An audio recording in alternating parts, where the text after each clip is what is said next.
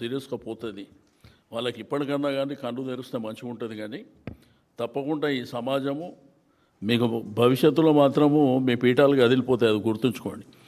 ఆ రోజు డే 1 రోజే శాసనసభలో బిల్ పెట్టినప్పుడు గంగుల కమలాకర్ గారు ఒక మాట చెప్పారు, మీరు పులితోని సవారీ చేస్తూ గుర్తుపెట్టుకోండి అని చెప్పిండు చాలా స్పష్టంగా. అది ఎక్కడికి పోతుందో మళ్ళా మీరు తెలుసుకోండి, లేకపోతే మీ పరిస్థితి అంత దారుణంగా ఉంటుందని కూడా ఆ రోజు చెప్పిండు.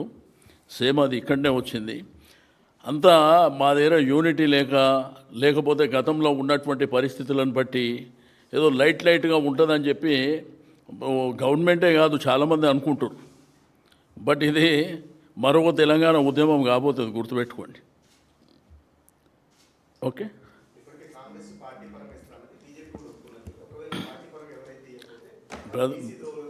బ్రదర్, నేను ఏమంటున్నా, అసలు పంచాయతీ ఎలక్షన్ పార్టీ పరంగా కాదు, పార్టీకి సంబంధమే లేదా?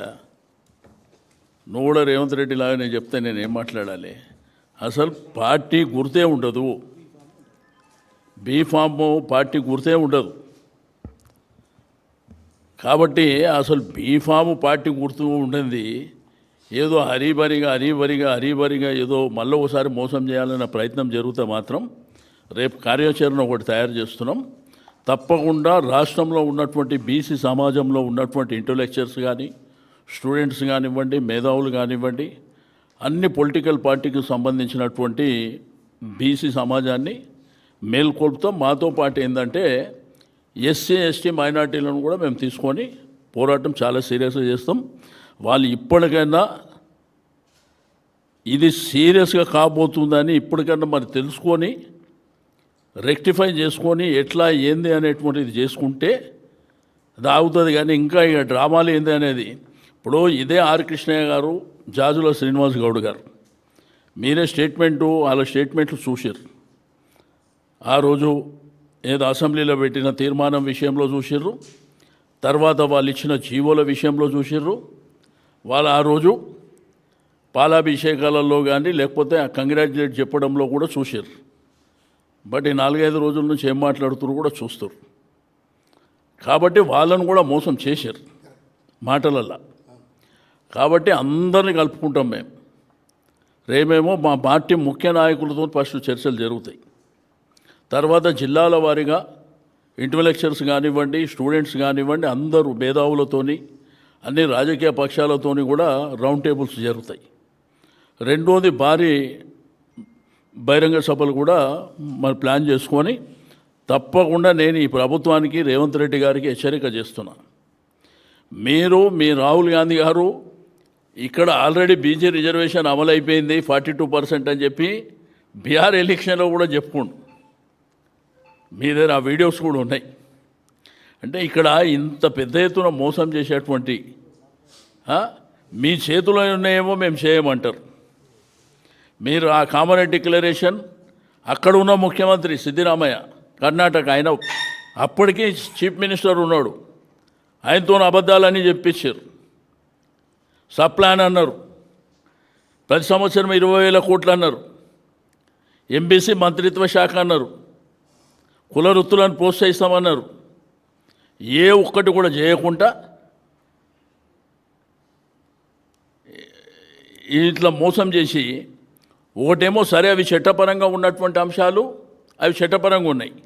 ఈ చట్టానికి సంబంధం లేనటువంటి అంశాలు, బడ్జెట్ కానివ్వండి, లేకపోతే మా వాళ్ళకి ఇచ్చే నామినేటెడ్ పదవులు కానివ్వండి, మంత్రి పదవులు కానివ్వండి, అధికారులలో ఉన్న దాంట్లో బీసీలను తీసుకొచ్చి ఆ ఫ్రంట్ లైన్లో పెట్టడం కానివ్వండి, కార్పొరేషన్ చైర్మన్ల విషయంలో కానివ్వండి, అది మాత్రం చేయలే. ఏదో జిల్లా పార్టీ ప్రెసిడెంట్లు వేయంగానే మాత్రం కొన్ని పత్రికలు చాలా అద్భుతాలు చేసేసినని రాసినాయి ఈరోజు. రెండోది, ఈ బీసీ ఉద్యమాన్ని కూడా చాలా కొన్ని పత్రికలు తక్కువ చేసి చూపిస్తున్నాయి. వాళ్ళు చేసింది ఏదో అద్భుతాలు అన్నట్టు చూస్తారు. తెలంగాణ మూమెంట్ ఎట్లొచ్చింది ఇట్లనే వచ్చింది. రేపు రాబోయే కాలం కూడా చాలా సీరియస్గానే ఉంటుంది మ్యాటర్, అది గుర్తుపెట్టుకోవాలని చెప్పి నేను ఈ సందర్భంగా నేను తెలియజేస్తున్నా.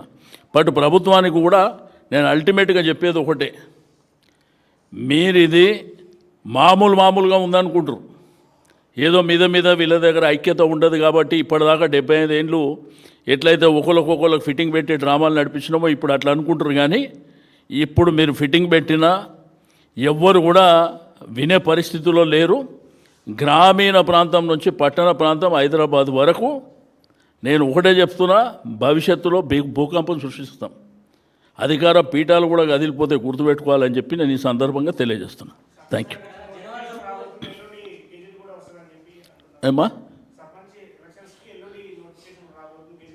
మేము అదే చెప్తున్నాం. మేము ఎట్టి పరిస్థితిలో 42% రిజర్వేషన్లు ఇస్తే తప్ప మేము దేనికి ఒప్పుకునే సమస్య లేదు. మా కార్యాచరణ కూడా ప్రజల్ని చైతన్యవంతం చేసి అవసరం అనుకుంటే బైకాట్ చేపించేదాకా కూడా వెళ్తాం.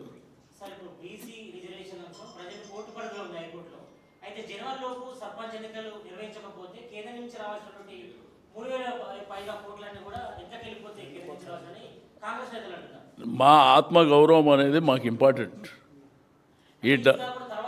చెప్పేదినండి. మా ఆత్మగౌరవం అనేది గవర్నమెంట్ ఖజానా బాగుంటుందా తక్కువ ఉంటుందా ఎక్కువ ఉంటుందా మాకు సంబంధం లేదు. మా ఆత్మగౌరవం అనేది సమాజంలో 185% మేమే ఉన్నాం. ఒకవైపున బీసీలు కానీ ఎస్సీలు కానీ ఎస్టీలు కానీ మైనార్టీలు మేమే ఉన్నాం. కాబట్టి మా ఆత్మగౌరవాన్ని మీరు మభ్యపెట్టి మోసం చేసిన దానికి మేము దీన్ని చాలా సీరియస్గా తీసుకొని ముందుకెళ్తాం. డబ్బులు ల్యాప్స్ అవుతాయా వస్తాయా పక్కన పెట్టండి. మా ఒక యూనిటీ మేము ఈ రాష్ట్రంలో ఒక ఉద్యమానికి ఇట్లా సీరియస్గా తీసుకుపోయినప్పుడు ఈ ఫండ్స్ 3,000 కోట్లు వస్తే పోతాయి, కానీ గవర్నమెంటే కింద మీద చేసేస్తాం. అది గుర్తుపెట్టుకోవాలని తెలియజేస్తాం.